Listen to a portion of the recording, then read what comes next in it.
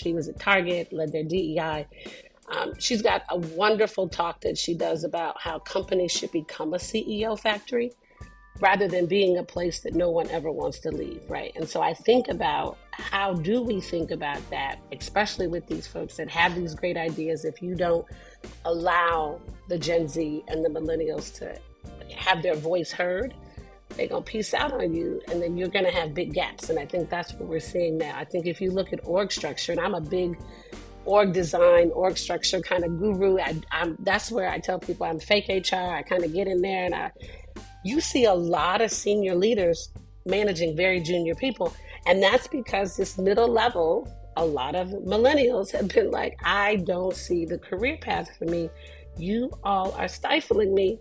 I'm gonna catch you, on the next round. And they're doing their own thing. There's a lot of entrepreneurs. I think if you look at the growth of that segment, I think you're going to see a lot of millennials and Gen Zs.